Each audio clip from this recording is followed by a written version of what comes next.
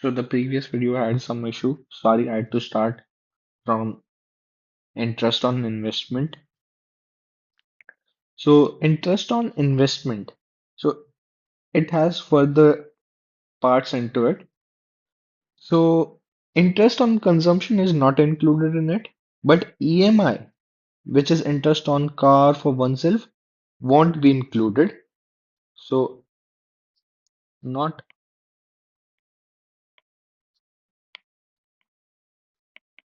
on consumption.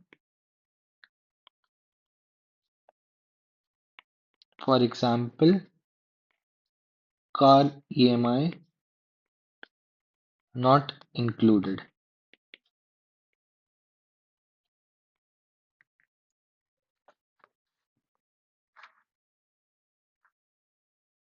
It is because according to SNA 08 of 2008, we know that this interest is only to beat inflation and real interest rate is zero. So Fisher's equilibrium is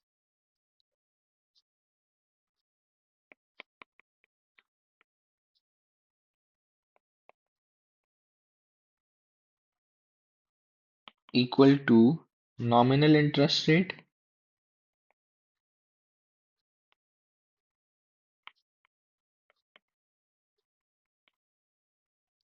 minus inflation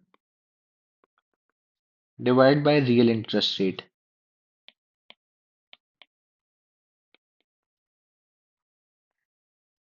Higher the inflation, which will mean bad for lenders because it will drive down real interest rate and vice versa. So according to Fisher's equilibrium, higher inflation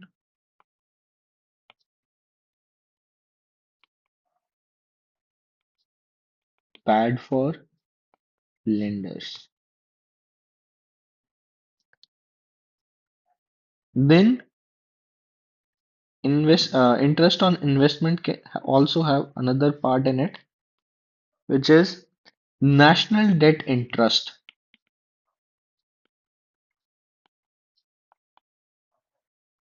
which is interest paid by government on loans taken from people, is not added because it is considered as transfer payment.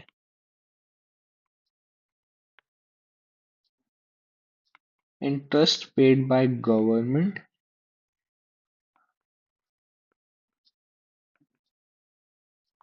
on loans taken from its people are considered transfer payments. Yeah, so they won't be included as well. Now, the third part of income method is profits.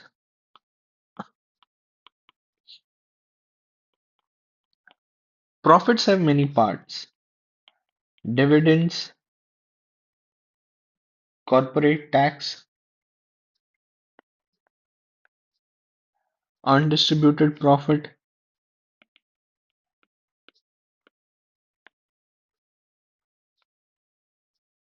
or retained savings of corporate or earnings. These are all part of profits. Then we have compensation of employees.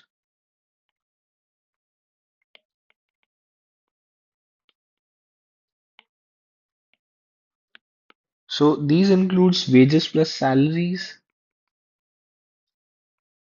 received in terms of cash,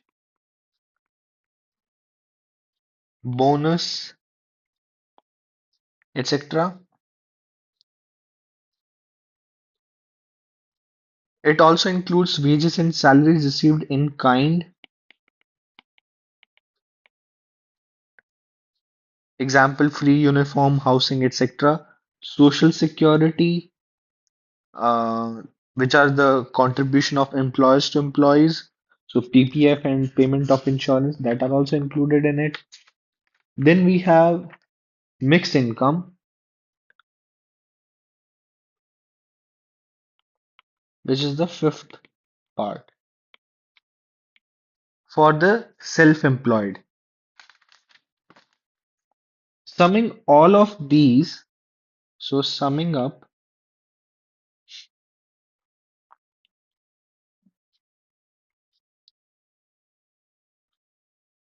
rent plus royalty,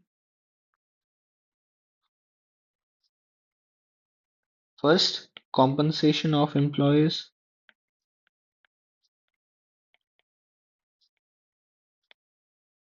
plus profits, plus mixed income,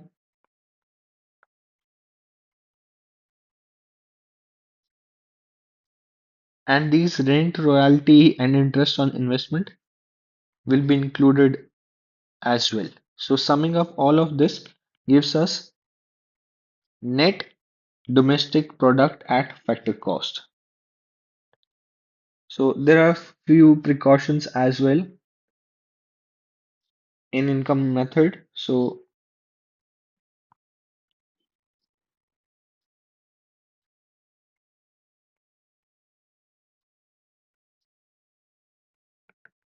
first is all income or sales of second-hand goods will not be included,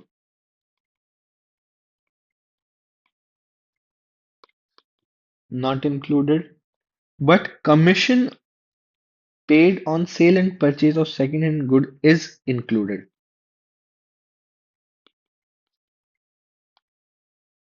Second precaution is income of windfall gain, like winning a game show, will not be included. So, windfall gain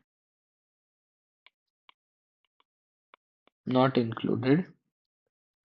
Capital gains and by winning a lottery are also not included. Third, we have all income from illegal activities. This is quite intuitive. Will not be included. All transfer income will also not be included. So, transfer income also not included. Now we move on to expenditure method.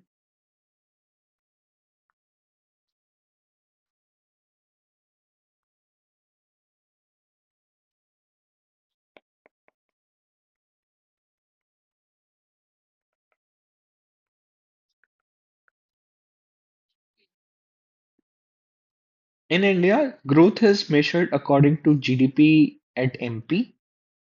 Economies led by consumption need to have investment after a point to support the growth. So that's also a few points to remember. Expenditure method. So we measure total expenditure incurred on final goods and services produced in domestic territory of an economy.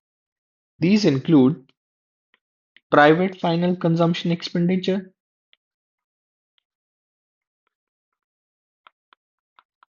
second, gross investment,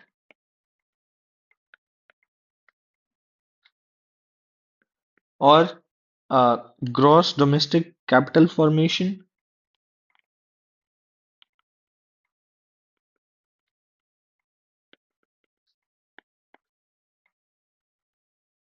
Third, it will include government expenditure. Fourth, it will include net exports. So C plus I plus G plus NX is GDP at MP. Both value added method and expenditure method gives us GDP at MP. Only the income method gives us net domestic product at factor cost. So aggregate expenditure in economy or aggregate demand is the expenditure method. Gross domestic fixed capital formation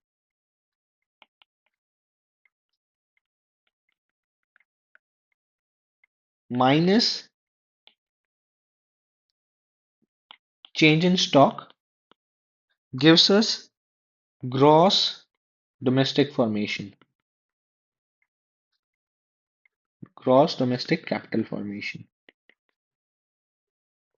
So from if someone has to change from fixed to normal, then you just subtract change in stock. Capital loss won't be included. When net factor income from abroad is added to domestic product, it becomes national product, and total output produced by residents of a country is called also called national product. So residents of country are all those individuals who live in a country for at least 1 year. So GDP plus factor income from abroad minus factor income to abroad gives us GNP. So GDP plus net factor income from abroad gives us GNP. Investment led by economy also need to build consumption so that there is sustained demand. Distribution should be done by state and absorption should be done by market. Then we have net national product at factor cost represents national income of an economy. So NNP FC is the national income of an economy. However, in India, national income is represented by NNP at MP is national income, but in India,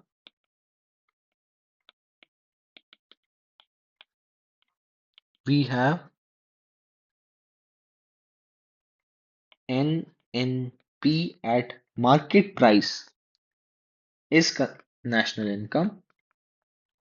NNP MP plus net current transfer from rest of the world is national disposable income. So national disposable income is NNP at MP plus net current transfers from rest of the world.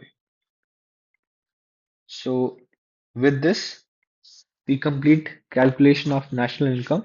Now we move to the core macroeconomics, starting with classical economic. So yeah, classical model. Time period is from Adam Smith 1760 to 1930. Assumptions are first, supply creates its own demand.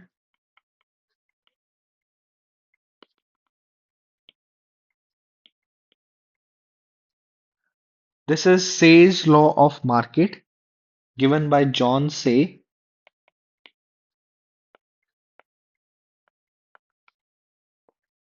in context of barter system. According to this assumption, whatever is supplied will definitely be demanded.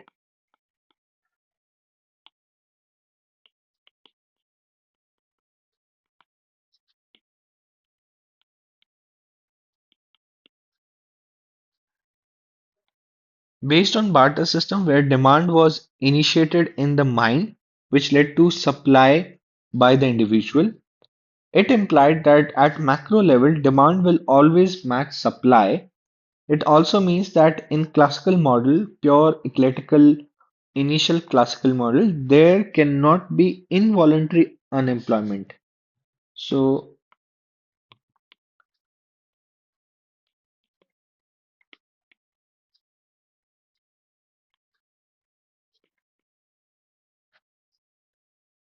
there is diminishing marginal returns to factors of production,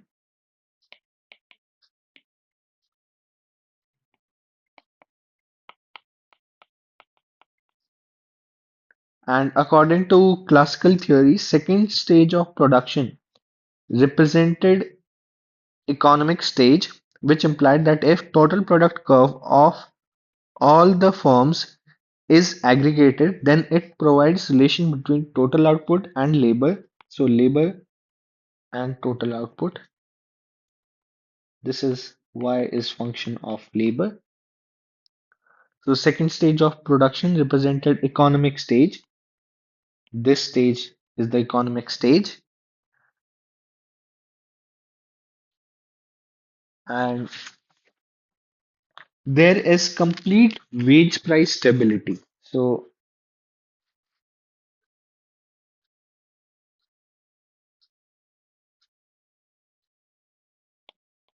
wage price stability,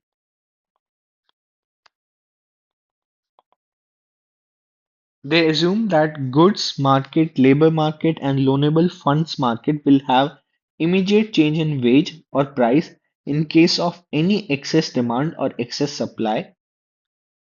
This implies that if price increases, then wage will increase proportionately, and if wage increase, then price will also increase in the same proportion.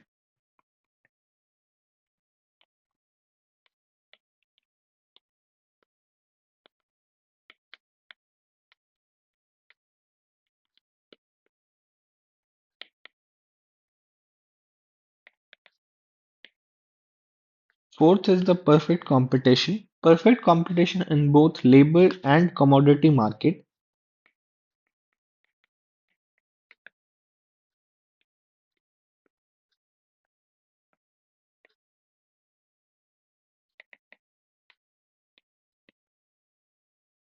This implies that wage and price will be given in the market. Classical theory was a supply side theory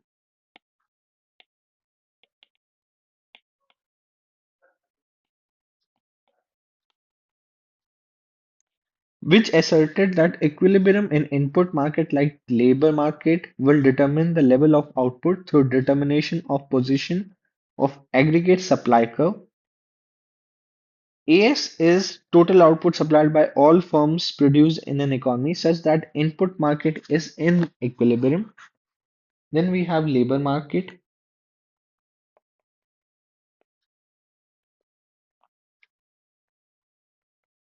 So first is labor demand curve.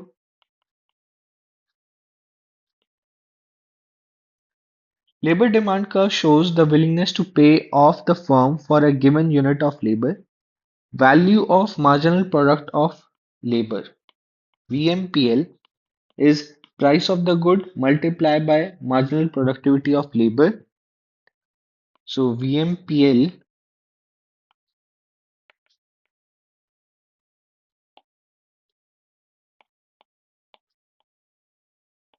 and wage.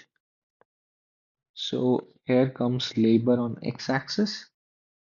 And since there are diminishing returns to factors of production, so it will be downward sloping.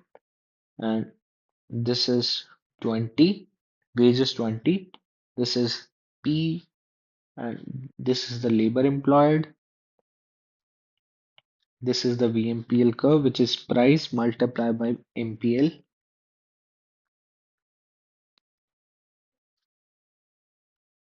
And price is constant, assuming perfect competition, and MPL is falling but positive. Change in price means entrepreneur will take it. Labor supply curve was assured to be upward sloping. So labor supply curve assumed to be upward sloping. That is, increase in wage will attract more labor hours. They assumed aggregation of individual labor curves such that substitution effect dominates income effect.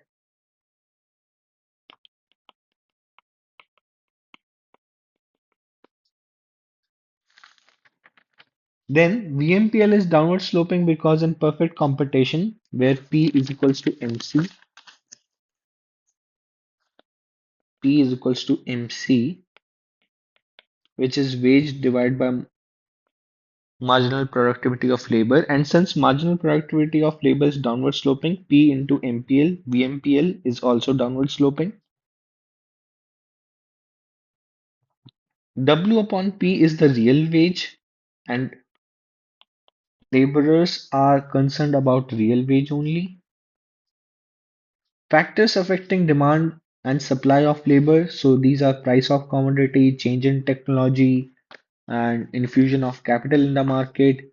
Similarly, factors affecting supply curve are price of commodity, impact of immigration, and cultural changes in the economy. So let's move on to labor market equilibrium.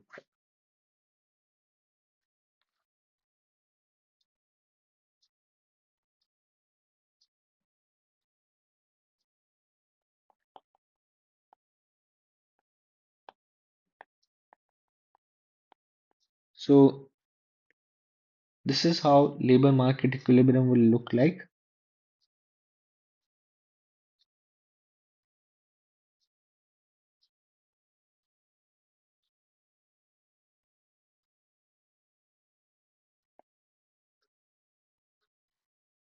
So this is labor, this is wage on y-axis. Labor demand is Px into MPL. Labor supply is determined by price. They determines wage and labor employed. On the second panel, we have total product curve. So output, labor, y is a function of labor and y1 output. So with W1 wage, L1 labor employed, we have y1 output. This is equilibrium. Deriving classical aggregate supply curve.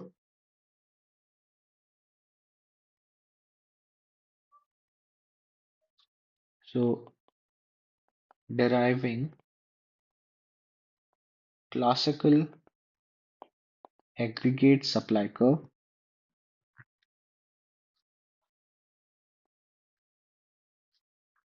Similarly, on x-axis we have labor, wage on y-axis.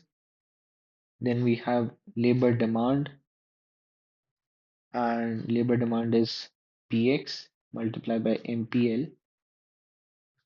For that we have labor supply P. Let's say now the price gets double, so labor demand will be LD dash, which is 2Px multiplied by MPL. Now there would be change in supply curve as well. So now labor supply would be based on 2P. This will gives us equilibrium. First there was W1, now there is 2W. This was equilibrium 1, this is equilibrium 2, and this is labor employed.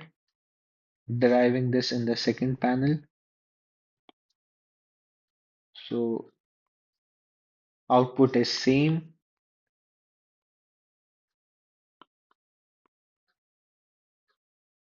y1. Y is function of labor. Now also seeing this in the third panel where y1 is the output but price gets double. So P1 to P1, E1, E2. This is aggregate supply curve.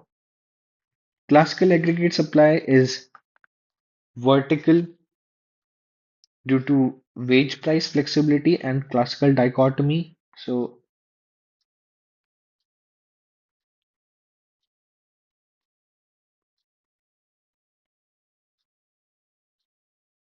wage price flexibility and classical dichotomy.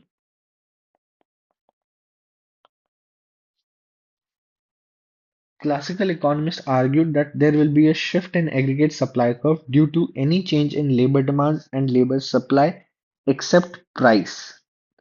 Nominal variable can affect nominal and real variable can affect real values. So shift in AS due to change in labor demand and labor supply except price. So yeah, let's move on to classical aggregate supply curve. Price output relation with labor market in equilibrium is an equilibrium. Initial equilibrium in labor market is at E1, where labor demand and labor supply intersect each other. Both labor demand and supply are drawn at price P1. When labor market employs L1 units of labor, then output is produced Then output is produced Y1. This is derived from second panel with total product curve. It implies that output level in economy is Y1 when price is P1 and labor market is in equilibrium. It gives a combination of P1 Y1 on aggregate supply curve. If price rise to 2P1, then labor demand shifts vertically by 2P as VMPL increase in that proportion. Labor supply curve shifts leftward in the same proportion because to keep real wage constant, workers have to increase their nominal wage in same proportion. Labor market equilibrium shifts vertically upward to E2. There is no change in employment and therefore no change in output in new equilibrium. It gives another combination Y1 to P1 on aggregate supply curve. Joining all these points gives us classical aggregate supply curve. It is a representation of classical dichotomy which asserted that nominal variable can impact nominal values, while real variable will impact real values. For example, change in price will not affect output, but change in technology or factors like migration can have an impact on output. Now, let's talk about classical aggregate demand. While the classical economists never explicitly derived AD curve, their model was fully supply side, but we still can through this. So,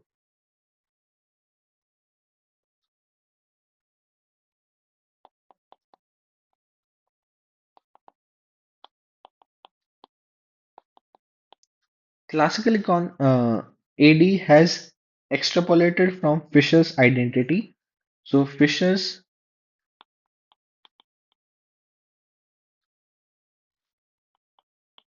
identity earlier where we did nominal interest rate minus inflation divided by real interest rate was actually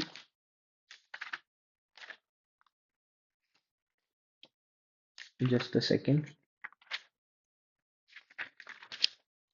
That was actually Fisher's equilibrium, but Fisher's identity is M multiplied by Vt equals to P into T divided by M into Vy equals to P into Y. M is the money supply. Vt is velocity of transaction.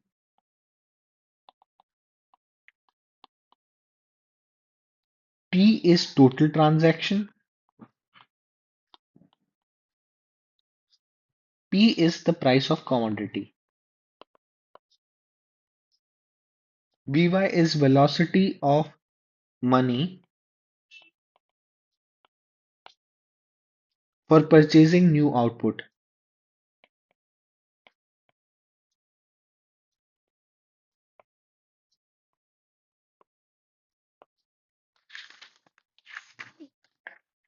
M into Vy is equals to P into Y.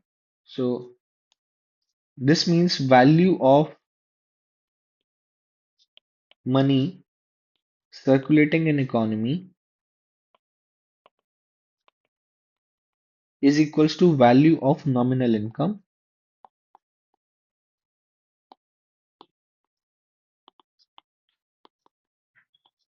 This can be further evaluated into M into V bar upon Y. Inverse relation between P and Y and M will begin. So this is output. This is AD curve at M1. Money supply. This is the price. AD is total expenditure done in an economy by all the sectors at any given point of time. It shows the relation between price and output at a given level of aggregate expenditure. Classical aggregate demand is a function of money supply. That is, higher level of money supply will imply higher level of AD. Fisher assumed that velocity of money circulation to be a constant because he took it as a behavioral variable which will not change immediately. It will depend upon alternatives to the supply side, money supply side, like credit card, ATMs, etc., which can have an impact on use of money in the economy. Given V is constant and money supply is given at any point of time, classical AD is a rectangular hyperbola.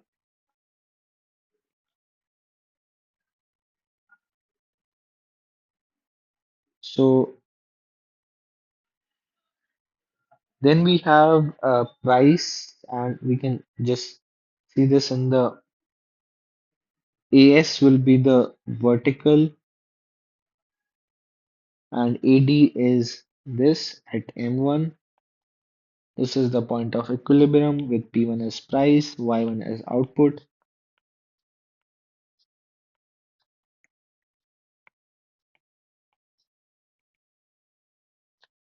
Then we move into monetary policy in classical model. So first of all, there is neutrality of money.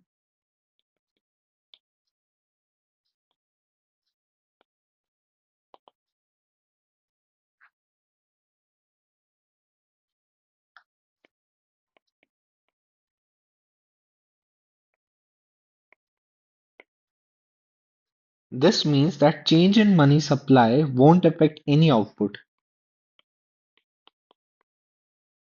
So P is equals to mv upon y. Y is constant, M is increasing,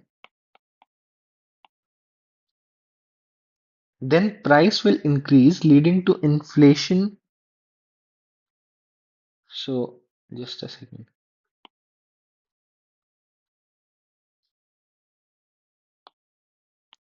P is equals to mv upon y. So constant y increasing money supply.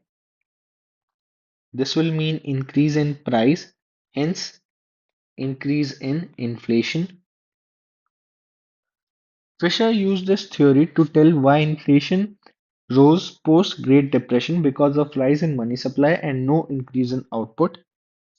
So this can also be seen in aggregate supply, AD1, AD2. This is price P1. This is price 2P1. There is same output, but the price increase, which means inflation 2 increased. So moving on, monetary policy is fully ineffective in classical model, ineffective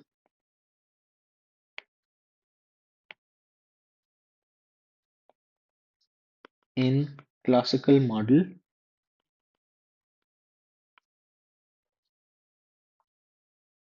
In other words, classical model has complete neutrality of money. An increase in money supply starting from a point of equilibrium E1 will shift classical AD upwards because high money supply will imply higher aggregate expenditure. The shift in AD to AD2 will create excess demand represented by the horizontal distance E1 and E1 dash. This results in an increase in price of commodities and both labor demand and labor supply shift in same proportion in the market. There is no change in employment. This results in no change in output. Price rises to 2P1, nominal wage rises to 2W1 from W1, but there is no change in real output. This is called neutrality of money. Change in money supply does not affect output in short run and long run. It is also an example of classical dichotomy. So this is also an example of classical dichotomy. Under classical model, an increase in productivity due to improvement in technology, shift in labor demand curve to the right, the equilibrium shifts in labor market to A2, and equilibrium. Okay, I also did how change in aggregate supply can happen due to change in technology, which is simply shift in AS curve. So this is LD1, this is LD2, same labor supply. This leads to increase in labor employed, L1 to L2. This can be seen in the second panel where L1, L2, and the total product curve increases. So this was initial Y1, this is Y2 from E1 to E2, and due to this, there is change in aggregate supply curve. This is AS1, this is AS2, shift in AS curves, same AD, this is E1, this is E2, price P1, price P2, Y1 and Y2. So in second panel, production function becomes steeper due to higher MPL at L2 level of employment. The economy produces Y2 level of output and AS curve shifts to the right due to higher output produced in the economy. This implies that a real change like tech improvement can lead to increase in real output and real wage in an economy. Then we have the opposite effect due to immigration. Uh, then we will do the fiscal policy in classical model in the next. Thank you.